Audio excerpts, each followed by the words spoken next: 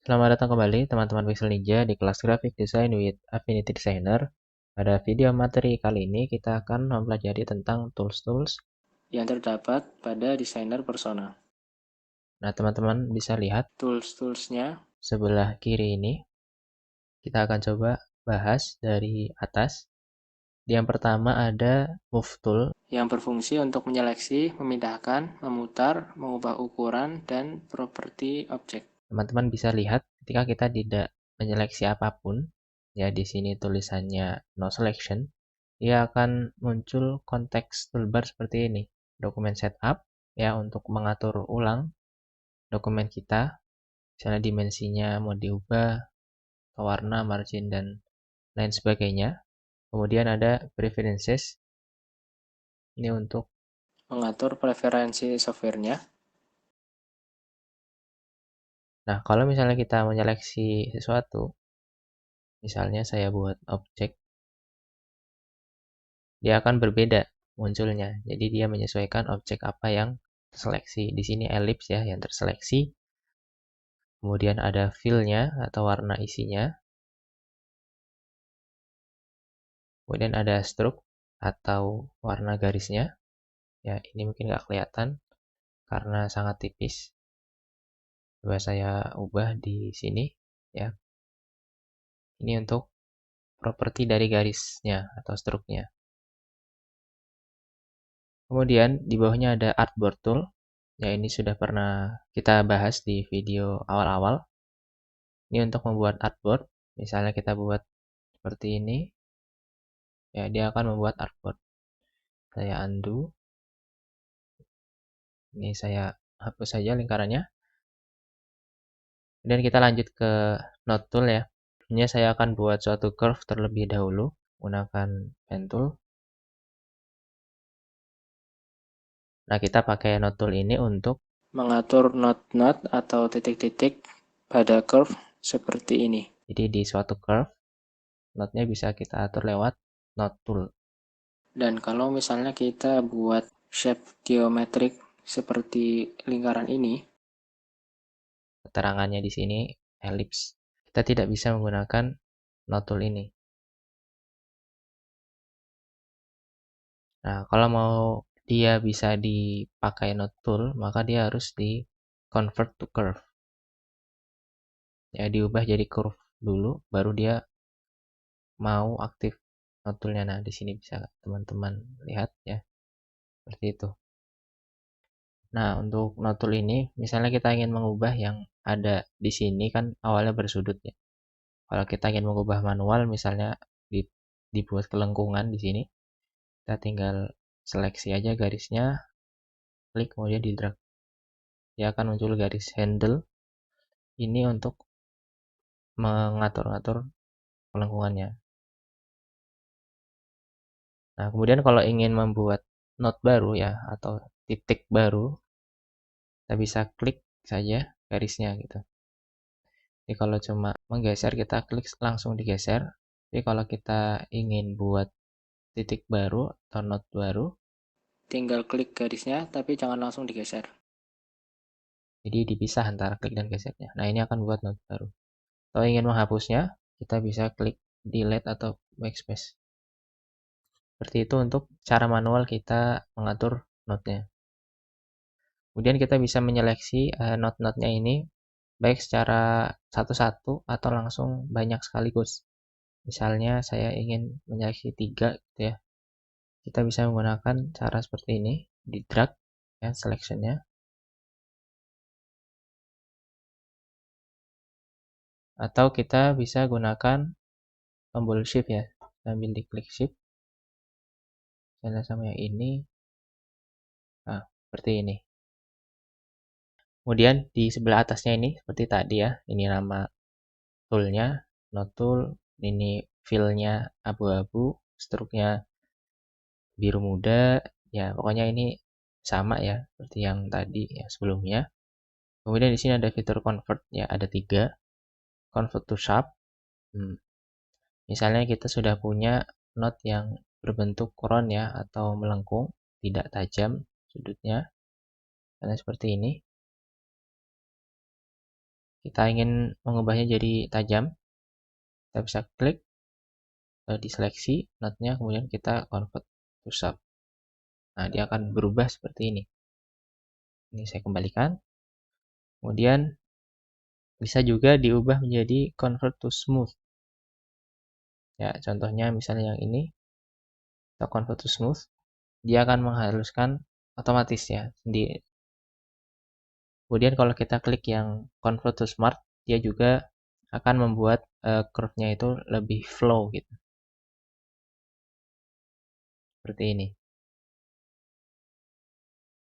Ya, jadi kalau ini kan biasa ya, kalau smart tandanya beda di sini. Ada lingkarannya.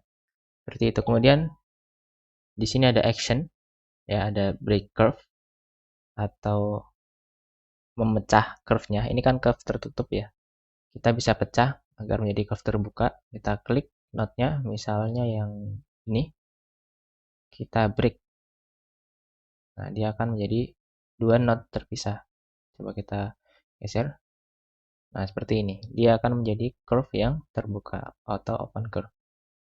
Dan kalau misalnya ingin menutupnya lagi, kita bisa gunakan close curve. Dia akan membentuk curve yang tertutup ya. Seperti itu. Dia akan melihat mana ujung mulai dan selesainya, nanti lalu dia bikin garis sambung. Nah, kemudian ada juga smooth curve. Jadi ini kalau smooth curve itu otomatis ya, langsung satu curve, nggak seperti tadi yang tadi kan per node atau kita harus seleksi node-node-nya. Tapi kalau yang ini langsung dari satu curve-nya ini, ketika kita ubah, dia akan menjadi smooth. Contohnya saya akan buat lagi yang lebih sharp. Kemudian kita klik node tool, smooth curve. Nah, dia akan berubah seperti ini. Kemudian kalau misalnya udah smooth gini, lalu kita klik smooth lagi, dia akan nambah node lagi untuk lebih menghaluskan lagi. Nah, seperti itu. Kemudian di sebelahnya ada join curve. Join curve ini saya akan contohkan. Misalnya saya buat garis. Ya, ini adalah garis terpisah ya. Garis terpisah, kita ingin join curve. Maka kita klik node tool lagi. Kemudian kita seleksi node mana yang ingin kita gabung. Jadi klik kemudian shift. Baru kita bisa join curve. Nah, dia akan nyambung seperti ini. Kemudian di sampingnya ada reverse curve. Saya contohkan, saya buat curve dulu. Ini tadi kan mulainya dari sebelah sini, kemudian berakhir di sini. Kalau kita reverse curve, dia akan tuker ya. Jadi mulainya dari sebelah sini dan berakhir di sebelah sini. Jadi tanda akhirnya itu tandanya ada warna merah ya. Jadi garis kotaknya ini warnanya merah. Oke, ini saya hapus. Kemudian di sampingnya di bagian transform ini, misalnya kita menyeleksi beberapa node sekaligus, ini tanpa diaktifin ya transform mode-nya, ya hanya seperti ini. Yang bisa kita lakukan hanya menggeser seperti ini. Tapi kalau kita mau ditransform, kita bisa transform tiga-tiganya ya, tiga nodes-nya itu melalui selection box seperti ini. Kemudian bisa di-rotate juga seperti ini. Dan kalau sumbunya mau diubah, sumbu rotasinya bisa kita geser misalnya di sini. Kemudian bisa head selection wheel dragging. Kita sembunyikan selection box-nya. Kemudian ini dan ada curve box mode ya. Kemudian ada cycle selection box. Ini untuk memutar selection box-nya biar datar lagi. Kemudian di sebelahnya ada snap ya, snapping ya. Jadi kalau nggak diaktifin snapnya, misalnya kita ubah, kita geser, dia nggak akan muncul snap terhadap curve yang di sini atau nodes yang ada di curve ini. Jadi kalau kita klik salah satu misalnya, klik two nodes of selected curve, teman-teman bisa lihat di sini, ya dia snapping seperti ini, lurus, atau ketika kita taruh di atasnya, atau di sini, ini juga bisa ya. Jadi dia snap terhadap node-node yang ada di sini. Kemudian yang kedua, snap to geometry. Dia bisa snap ke geometrinya atau bentuknya, jadi ke garisnya ini bisa.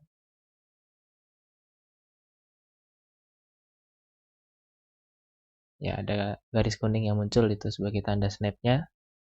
Kemudian ada snap all selected node when dragging. Jadi kalau kita seleksi semuanya, terus kita klik yang ini, Akan seperti ini snappingnya. kemudian di sini ada align handle position using snapping option. Ratakan posisi handle menggunakan opsi snapping. Kemudian di sebelahnya ada perform construction snapping. Coba kita klik. Karena node-nya kita pilih yang ini. Nah, di sini kan ada control handle snapping ya. Nah, teman-teman bisa lihat tadi ada muncul snapping segitiga. Nah, teman-teman lihat di sini ya, ada snapping seperti ini. Ya, 90 derajat terhadap control handle snapping yang ini. Kemudian di sini nih, teman-teman lihat sini ada garis tanda sudut 90 derajat ya.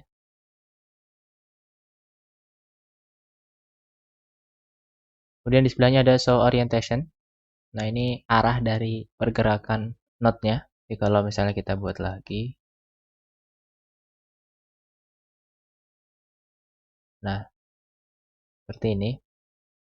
Ini kan tadi kita mulai dari sini dan berakhir di sini. Nah, ini tanda akhirnya gitu.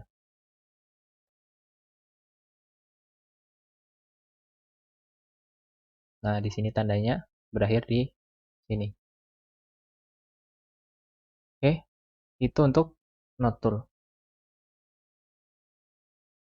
Selanjutnya ada point transform tool ya. Jadi di segitiga kecil ini kita klik. Nah, jadi fungsinya kita langsung coba. Kita bisa memindahkan posisi itu dari node-nya berdasarkan acuannya di sini. Ini kan acuannya bisa kita pindah misalnya di sini. Kita ingin Memindahkan posisi curve-nya ya berdasarkan node yang ini. Nah, di sini ada tulisannya ya, S dan delta R-nya berapa derajat. Kemudian kalau misalnya ini kita ingin pindah dari situ atau yang ini itu bisa, atau kita pindah pusat rotasinya. Kemudian fitur yang di atas ini ada head selection, wheel dragging, kemudian text baseline mode. Contohnya saya buat text.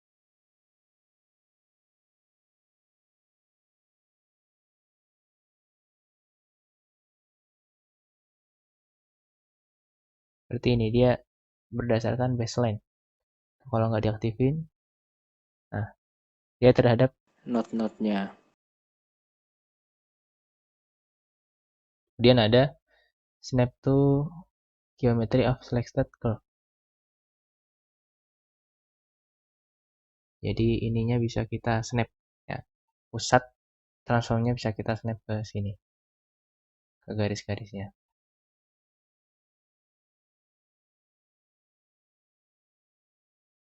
Oke, kemudian tool selanjutnya ada corner tool. Itu corner tool. Kita klik ya, shortcutnya huruf C. Di sini tentang warna dan stroke. Kemudian ada corner type ya. Jadi misalnya kita ingin mengubah node yang ini cornernya, kita klik kemudian kita geser.